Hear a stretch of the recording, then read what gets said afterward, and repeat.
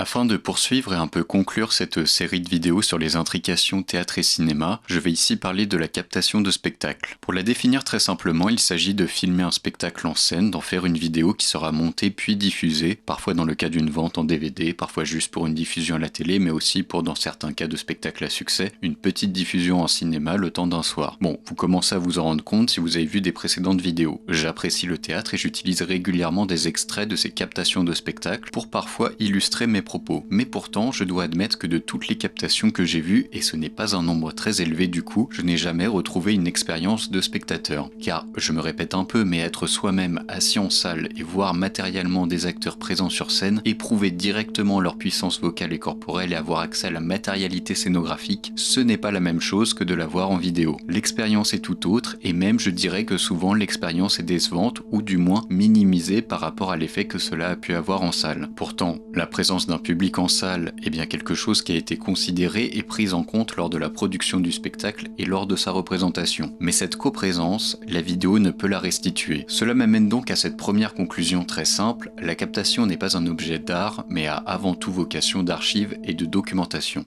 Je pense qu'un spectacle théâtral ne doit pas être filmé et que il est dénaturé complètement s'il passe à la télévision. C'est le problème des extraits, c'est le problème des captations, c'est le problème que la télévision ou l'image cinématographique tue ou dénonce les artifices du théâtre, c'est-à-dire la voix portée, les bruits, etc., et l'artificialité du texte. Bien sûr, je ne rejette pas du tout son utilisation et sa présence, bien au contraire, je suis très content que des spectacles soient captés, et j'aimerais même que tous le soient ou que toutes les captations soient aisément trouvables. Mais je les prends comme des archives temporelles, voir quelles étaient les tendances scénographiques d'une époque, les tendances de mise en scène ou d'interprétation, pouvoir analyser et créer des liens entre plusieurs spectacles que l'on n'a pas vus car l'on n'était même pas né. Tout cela est évidemment une bonne chose, car un spectacle est circonscrit dans le temps, et c'est une frustration éternelle pour un amateur de théâtre de savoir que jamais on ne pourra voir ceux du passé. Du moins, jamais on ne pourra les voir en scène. Jamais nous n'aurons la réelle expérience de spectateur. Mais la captation peut légèrement atténuer cette frustration car elle reste un objet d'étude. On peut mieux comprendre et appréhender par exemple en quoi une telle mise en scène a été particulièrement novatrice pour son époque. En gros, la captation permet non pas d'éprouver un spectacle, mais permet au moins de l'étudier.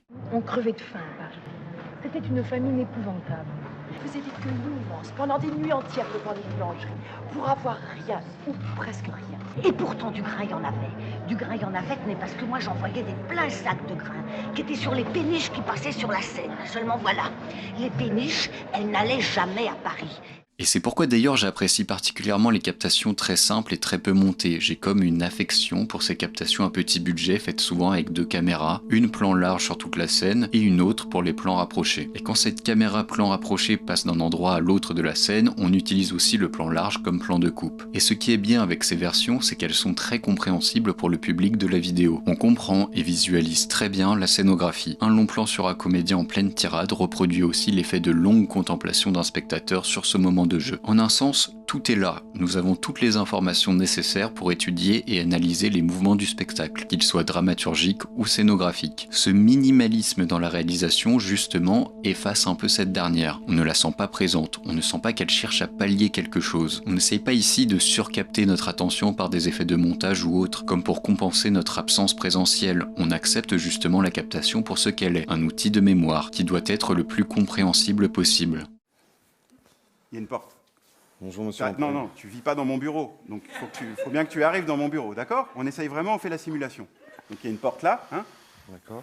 Là, tu toques à la porte et tu rentres, ok? D'accord. Ici, Thomas. Là, il y a une porte ici, hein? Ok, je toque à la porte, je rentre. Bonjour, monsieur, hein? Je me présente. Au contraire, ça me dérange davantage quand je sens en regardant une captation que l'on cherche à en faire comme un film, avec plus de montage, plus de points de vue, des prises de vue audacieuses, des caméras mobiles, ce genre de choses. À l'arrivée, nous avons un objet à l'entre-deux, car ce qui est montré a évidemment été pensé et optimisé pour la scène et le présentiel. Le spectacle est joué comme tel, mais on ne le filme pas comme tel. Comme si on cherchait à cacher cette réalité évidente, comme si c'était pensé et produit pour la caméra, pour un film. Presque en un sens, on cherche à faire oublier qu'il s'agit là au-delà d'un spectacle. D'ailleurs, il arrive même que des captations se fassent lors de représentations sans public, à huis clos, afin de se permettre des caméras sur la scène, même au plus proche des comédiens et comédiennes. Tout cela, à mes yeux, distorde justement la réalité historique du spectacle. On ne comprend plus bien la scénographie, on ne comprend plus les mouvements dans l'espace. Bien sûr, je saisis l'intention derrière ce choix, on cherche comme à justifier le prix du DVD, de la diffusion, et donc on propose un produit nouveau, avec des propositions esthétiques neuves, que cela paraisse juste de monnayer la chose. Mais à procéder ainsi, on tue aussi la portée potentielle d'archives et de documentaires. Par exemple, ici, avec cette captation du Electre d'Antoine Vitez, la caméra est si proche et si mobile que je n'ai aucune idée de comment était vraiment disposée la scène par rapport au public, de comment était perçu tel mouvement corporel, car simplement, on a cherché à en faire un film. Mais je ne veux pas quitter mon deuil et cesser de pleurer les malheurs de mon père.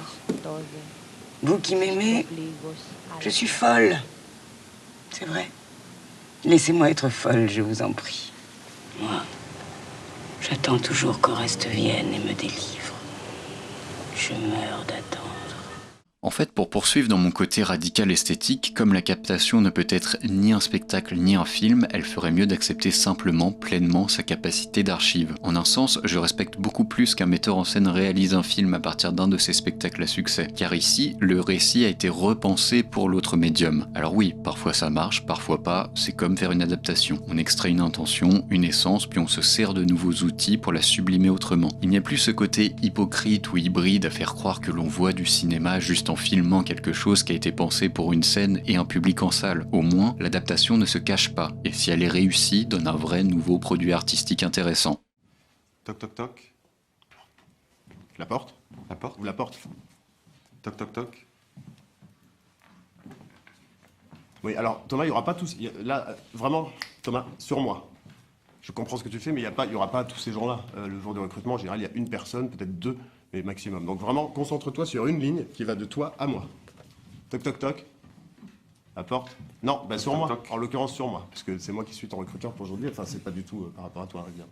C'est ce qui fait d'ailleurs que certaines adaptations de pièces de théâtre donnent de très bons films, car elles ont été repensées pour ce nouveau médium. C'est le cas par exemple de 12 hommes en colère, qui est à la base une pièce écrite par Reginald Rose en 1954, puis qui, suite à son succès, a été adaptée en film en 1957 par Sidney Lumet. La pièce puise sa force dans son huis clos. 12 personnes, des jurés, doivent débattre sur la culpabilité ou non d'un jeune homme accusé de meurtre. Il fait chaud, tout semble accabler le suspect. Mais l'un des jurés doute encore. L'unanimité étant requise, la pièce suit le déroulé en temps réel d'environ 2 heures de débat pour aboutir à un verdict. Et ce qui fonctionne bien, c'est que le théâtre est probablement le meilleur médium pour l'expérience du huis clos. Le spectateur, lui aussi, enfermé en salle face à des comédiens, vit dans sa chair cet enfermement et la montée en tension progressive au fil des débats et des échanges qui se déroulent dans une même temporalité. Le dispositif intrinsèque même du théâtre augmente cette expérience scénique, et donc, à contrario, on pourrait penser que le cinéma ne pourrait qu'amoindrir cette pièce. D'ailleurs, beaucoup d'adaptations en film de huis clos font justement le choix d'aérer celui-ci, de ne plus faire dérouler le récit en un temps et en un lieu précis, comme une sorte d'aveu. À défaut de pouvoir le reproduire efficacement, supprimons-le. Pourtant, c'est bien mettre de côté une force potentielle du récit. Hitchcock disait la chose suivante. Beaucoup de cinéastes prennent une pièce de théâtre et disent « je vais en faire un film » et ensuite ils se livrent à ce qu'ils appellent le développement, qui consiste à détruire l'unité de lieu en sortant du décor. Voilà généralement l'opération. Dans la pièce, un personnage arrive de l'extérieur et il est venu en taxi. Alors dans le film, les cinéastes en question vous montrent l'arrivée en taxi, les personnages qui sortent du taxi, qui règlent la course, qui montent l'escalier, frappent à la porte, entrent dans la chambre. À ce moment, il y a une longue scène qui existe dans la pièce, et si un personnage raconte un voyage, ils saisissent l'occasion de nous le montrer par un flashback. Ils oublient ainsi que la qualité fondamentale de la pièce réside dans sa concentration. Sidney Lumet, quand il adapte 12 hommes en colère, justement, fait attention à ne pas casser la concentration de l'action. Bon, à part au tout début et à la toute fin pour introduire et conclure le film, celui-ci ne se déroule que dans la salle de délibération, sans flashback intempestif. Et même plus, le réalisateur s'est demandé comment traduire filmiquement cette sensation d'enfermement, en utilisant notamment des modifications de point de vue et de focale au fur et à mesure de l'avancée du récit. Il détaille ainsi ses choix esthétiques. Tandis que le film avançait, je voulais que la pièce semble de plus en plus petite. Pour cela, j'ai utilisé des objectifs dont la distance focale était de plus en plus grande. En commençant avec des objectifs standards de 28 mm à 40 mm, nous sommes progressivement passés à du 50 mm,